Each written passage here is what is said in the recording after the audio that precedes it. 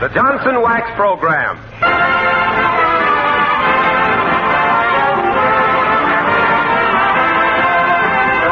Of Johnson's Wax and Johnson's Self-Polishing Glow Coat present Fibber McGee and Company with Jim Jordan as Fibber, Donald Novis, the Four Notes, our special guests Zazu Pitts and Billy Mills Orchestra. Our 200th show opens with You Do Something to Me.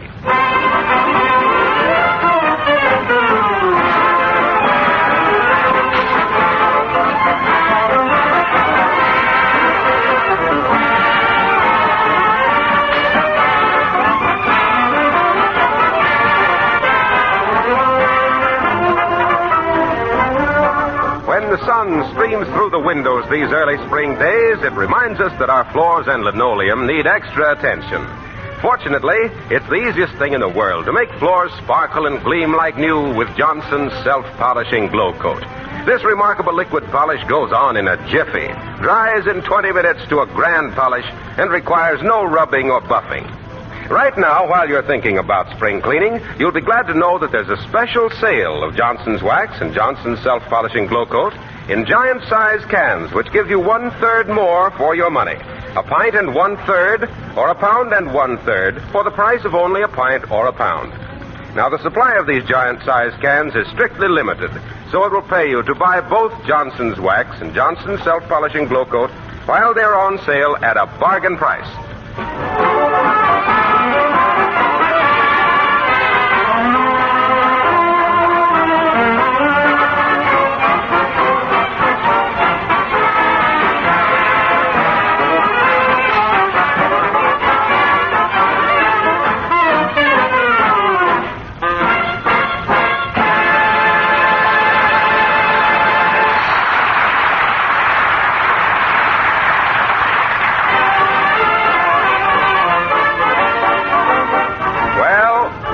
Wistful Vista's mail carriers is vacationing this week, and who do you suppose is taking his place?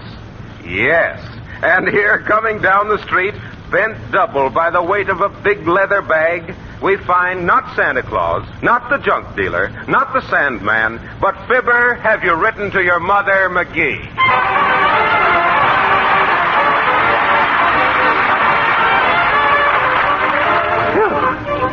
Boy, is this bag heavy. What this country needs is more illiterate people. Good morning, Mailman. Have you a letter for me? What's your name, sis? You'll find it on the letter. Oh.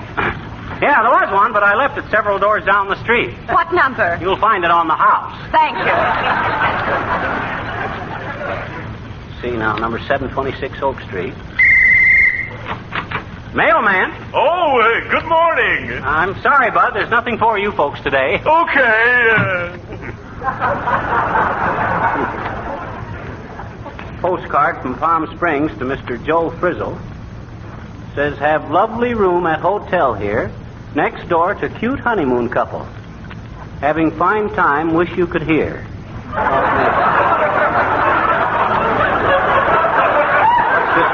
Oh, yes. Here's a letter for Angus McTavish at 923. Mr. McTavish? There's a letter for you. Thank you, laddie. Hey, hold on. There's 1 cent postage due on that. What? Only 1 cent? Glory be, my brother Jock got his raise. Thank you, laddie. Good for Brother Jock. 2 more raises, and he can send one special delivery. Oh, hello, Billy. Hello, Fibber. Say, is this really your 200th show for Johnson's Wax? Yes, it is, Billy, and when you stop to think of it, 200 broadcasts means an awful lot of jokes. That's what somebody said to me this morning. What'd they say, William? He said, my, that's a lot of awful jokes, isn't it? That ain't what What's Don Novus going to sing, Bill? Heaven Can Wait. Incidentally, how do you like carrying mail? Well, it ain't heaven on the feet, if you know what I mean. My right foot is almost numb, and my left foot... Oh, dad drat it, there goes my other arch. You have Don sing, Billy, while I take this mailbag off and rest myself. Oh, wait a minute. There's a postcard for you from Austria. Must be from my old music teacher in Vienna. No, I read it, and it's from a guy named Wolfgang Mozart. He wants you to play his number, the magic flute. Mozart? Why, he died in 1791. Oh, I suspected as much. I found this card in the dead letter office. Now, go ahead, Billy. Boys, tune up your harps for Heaven Can Wait. Take it, Donald.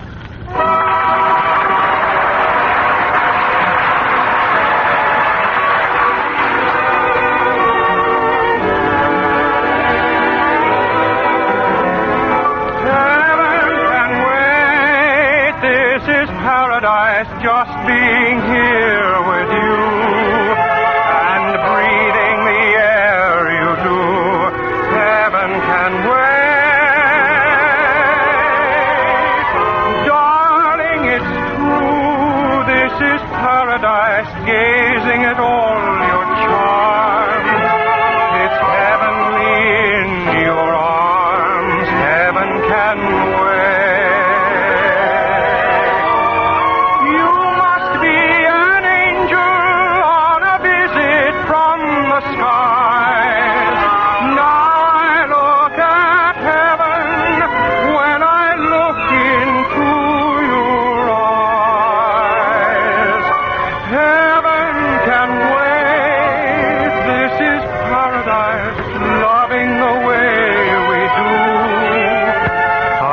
Till I go there with you, heaven can wait.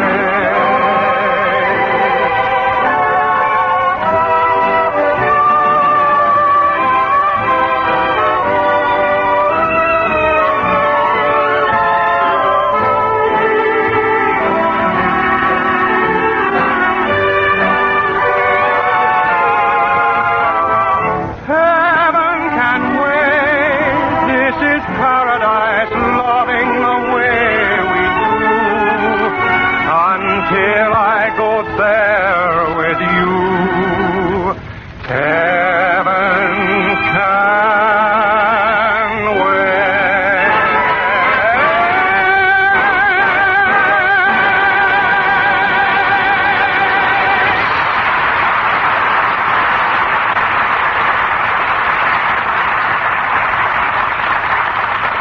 That was Heaven Can Wait, sung by Donald Novus, one of our angels with dirty faces. Don, please accept my heartfelt thanks for that beautiful number. I get paid too, don't I? Oh, yes. But if Heaven can wait, who are you? And another thing, that wasn't a very nice thing to say about me, having a dirty face. My face isn't dirty. Well, let's see your neck and ears. Folks, I was wrong. He ain't an angel with a dirty face. He's a nice, clean little devil. What you got there, Don? Oh, I almost forgot. It's a telegram for you. Oh, well, let's see who it's from. Okay, bud. Oh, well, listen to this, fellas. It's from Jack Benny. It says, Dear Fibber, stop. Understand this is your 200th broadcast for Johnson's Wax. Stop.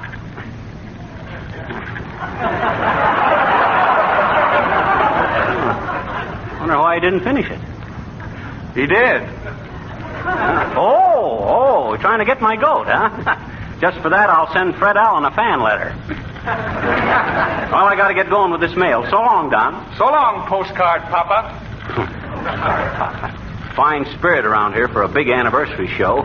You'd think they'd be more complimentary to us. Hey there, mailman. Hey, letter carrier. What's on your mind, Bud? Are you delivering any window envelopes? Window envelopes? Why, sure, this bag is full of them. Why? Well, would you mind if I sneak a little look, if I looked at some of them? I'm sorry, Bud, that's against the postal regulations. You can't read anybody else's mail. Well, okay, thanks just the same. Much obliged, anyway. Hey, wait a minute. What's the idea of wanting to look at the window envelopes? Oh, I'm just a guy just a fellow who I'm a peeping Tom.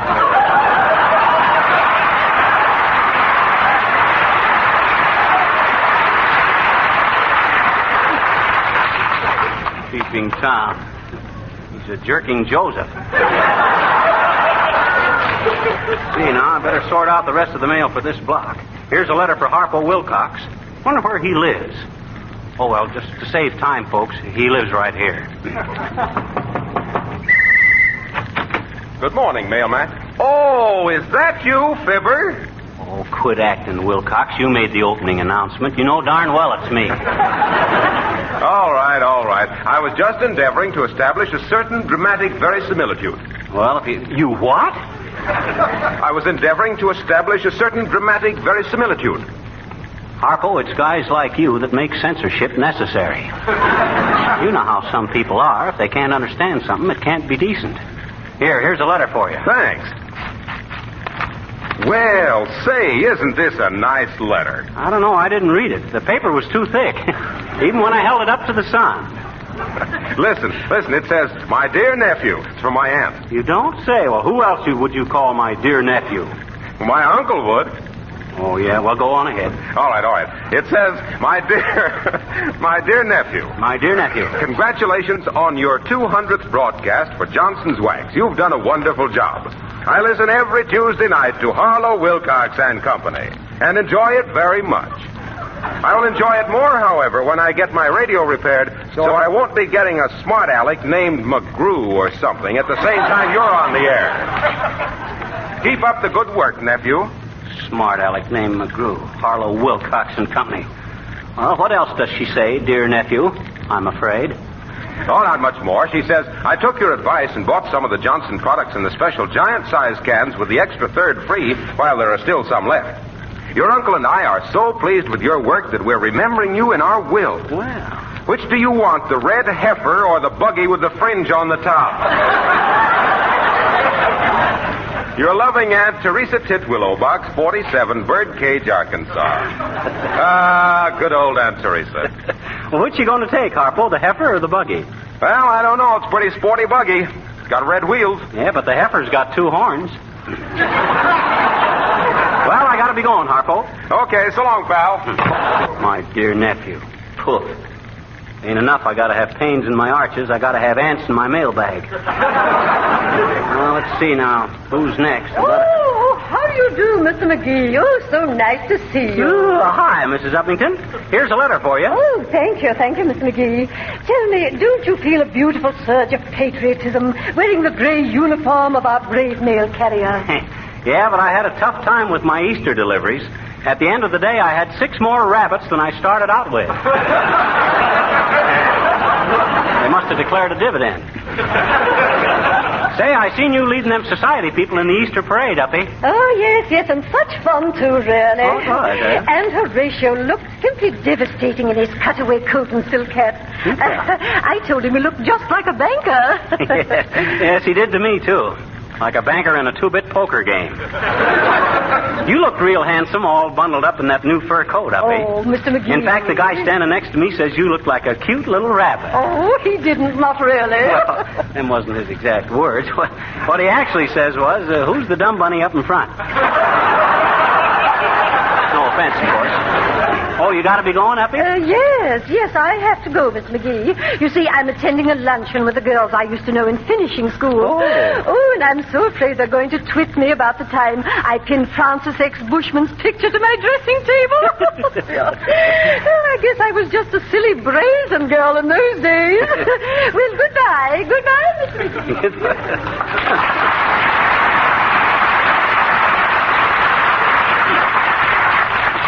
I'll bet she played All-American Stem on the daisy chain, too. Let's see now. Telegram for Fibber McGee. Telegram. Will you sign here, please? Oh, thanks, Bud. I'd give you a tip, but I ain't got anything smaller than a dime. Well, you better save that so if it rains, you can crawl under it. Fresh kid. Wonder who this one's from. Well, from Bob Hope. Hope you have successful 200th broadcast for Johnson's Wax. Hope we continue to follow you on the same network, same evening, with our marvelous show starring Bob Hope and expensive guest stars. Stop. Hope you are reading this out loud. Stop. Hope. What does he mean, expensive guest stars? I suppose he thinks Zazu Pitts just works here to pay off an old gambling debt or something. Oh, that reminds me, I got a letter for her.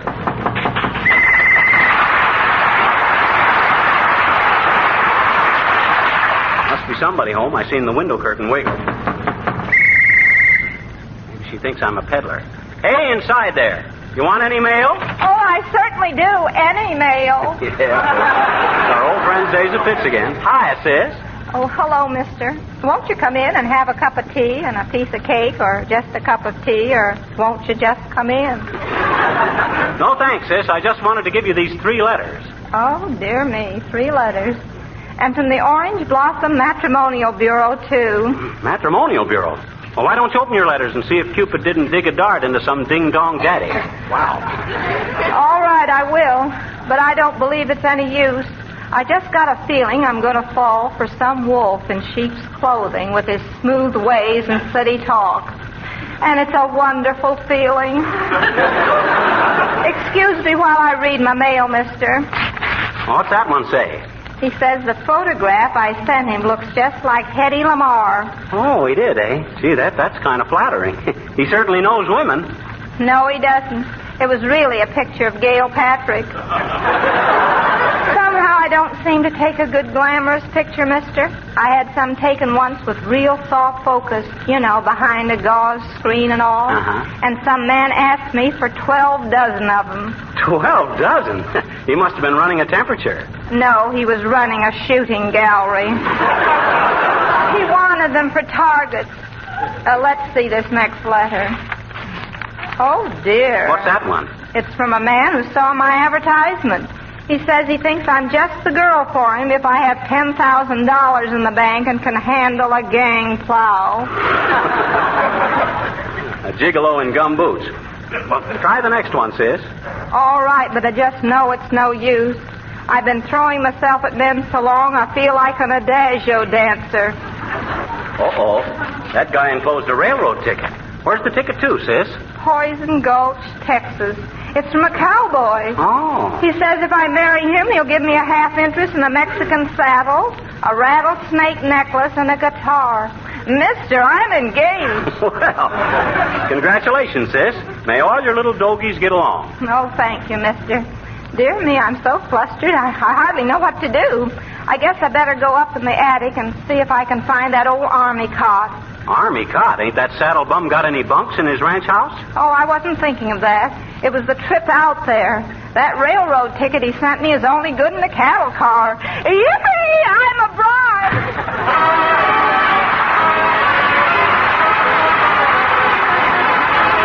I cried for you.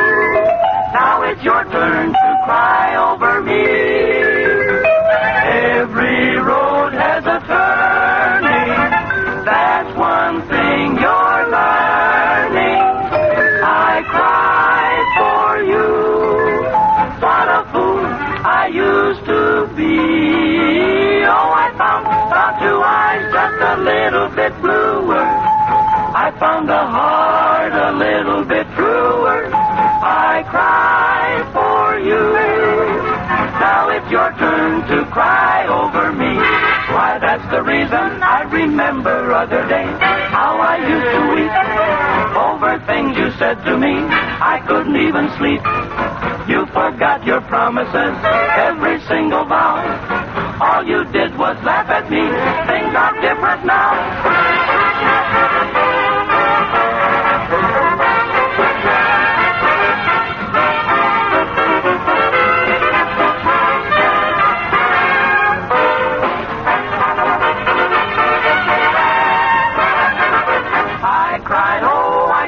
You. What a fool I used to be. I found 2 eyes just a little bit bluer. Found a heart just a little bit truer. I cried for you. Now it's your turn to cry. Your turn to cry. Your turn to cry over me.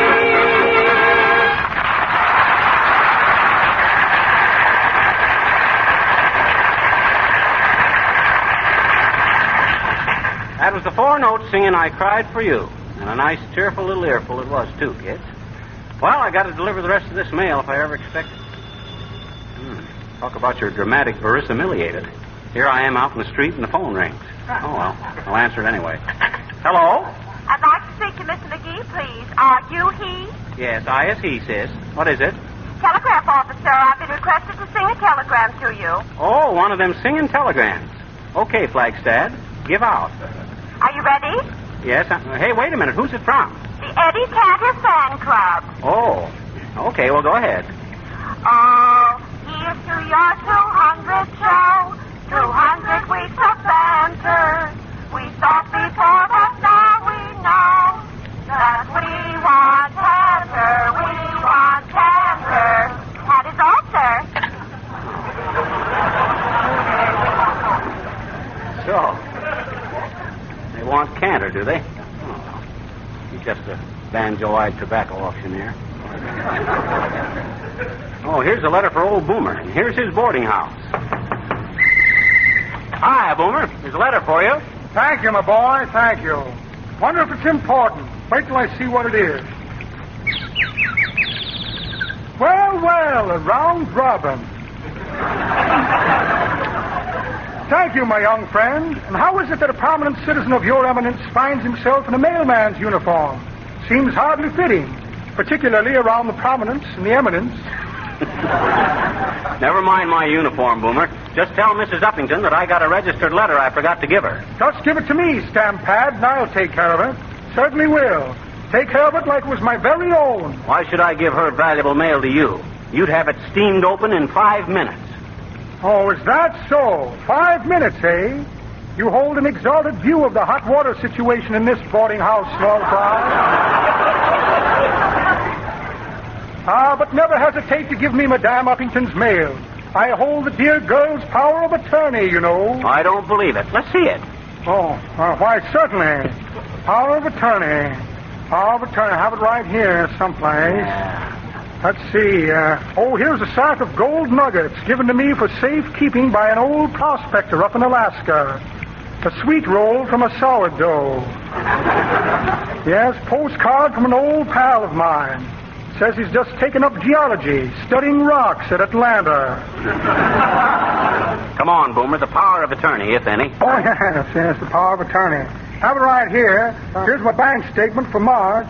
Looks like the census report for a midget village. All small figures. What's this? A newspaper clipping about a robbery in Memphis. Spelled my name wrong, too, drat 'em. Old pirate map.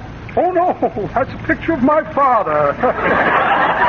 And a short beer. Well, imagine that. No power of attorney. I could have told you that before you started looking. Well, I got to deliver this mail. So long, Boomer. Have to be going myself. Have to see a friend who was hurt in an accident. He was standing in front of a safe the other night, and it blew open.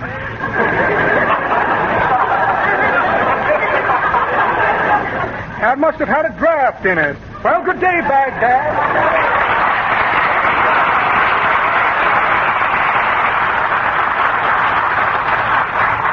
That guy's so crooked he's got corrugated iron in his blood.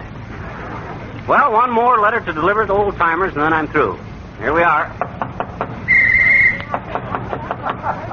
Oh, sounds like the old dupper's throwing a wingding in there.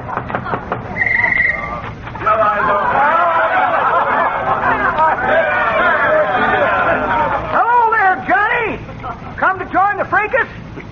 No, thanks, old-timer. Just brung you this letter. It's my last delivery. Hey!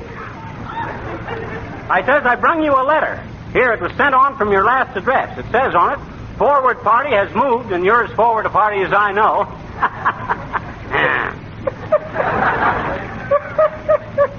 That's pretty good, Johnny.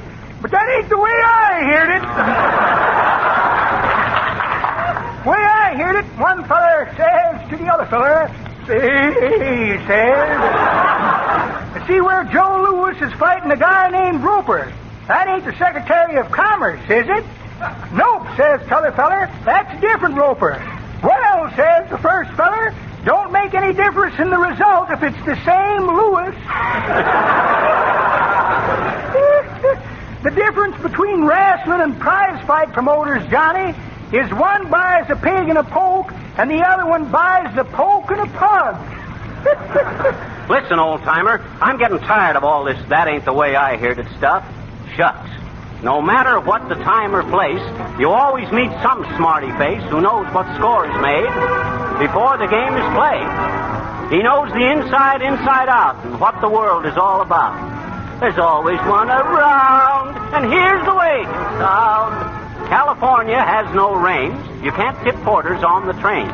This program takes a lot of brains. That ain't the way I heard it. That old fuddy-duddy. Burglars dearly love a cop. A kid just hates a lollipop.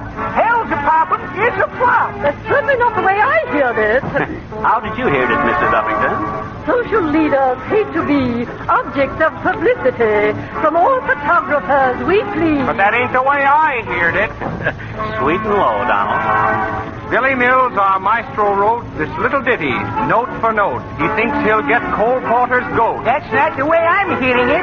Have the Greeks got a word for it, Nick? Sure, a wrestling man just hates to grunt. No Greek will run a restaurant. Cursing never saw the front. But that ain't the way I heard it. There's a catch in this one, folks. The world is full of and such from folks who and too much. But nary a drop will I touch. But that ain't the way I heard it. The way I heard it, I'm known, I guess, from coast to coast as one who'll never brag nor boast. Of modest guys, I am the most. But that ain't the way I hear it. That ain't the way I hear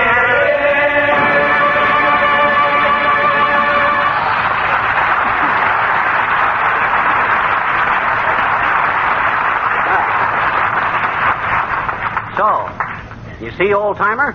For 200 weeks of this Johnson's Wax show, I've been standing for your That Ain't the Way I Heard It. But during our next 200 broadcasts... You're what, Johnny? Our next 200 shows for Johnson's Wax.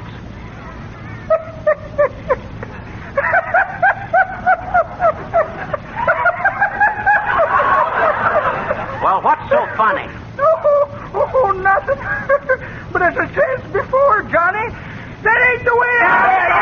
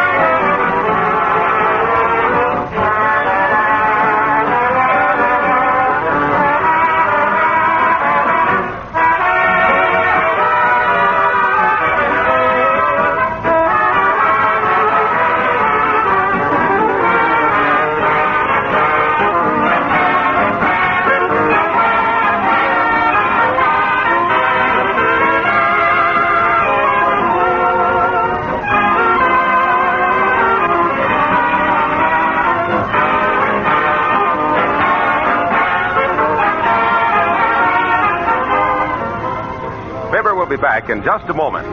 And now, we want to remind you again of the big sale on Johnson's Wax and Johnson's Self-Polishing Glow Coat in giant-sized cans. This sale comes just at house cleaning time, when you need both wax and glow coat to give your home a clean and well-cared-for appearance. There are always a lot of extra household expenses in the spring, and we feel sure you'll appreciate this opportunity to save money on your purchases of Johnson's Wax and Johnson's Self-Polishing Glow Coat. Be sure to ask your dealer tomorrow for the special giant-size can. A pint and 1/3, or a pound and 1/3 for the regular price of only a pint or a pound. Now, when these giant cans are gone, there won't be any more. So if it's not convenient for you to get to the store in the morning, why not telephone and order Johnson's Wax and Johnson's Self-Polishing Glow Coat in the money-saving giant-size can.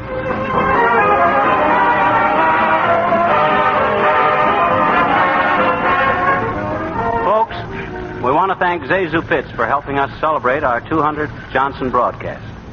Our 201st show next week is something pretty special, too, because, well, starting next Tuesday, it's Fibber McGee and Molly again.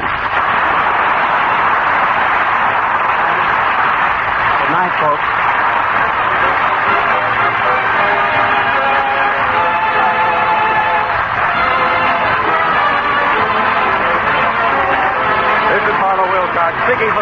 Johnson Wax and Johnson Self-Polishing Flow Coat, Racine, Wisconsin, inviting you all to be with us again next Tuesday night. Good night. This is the National Broadcasting Company.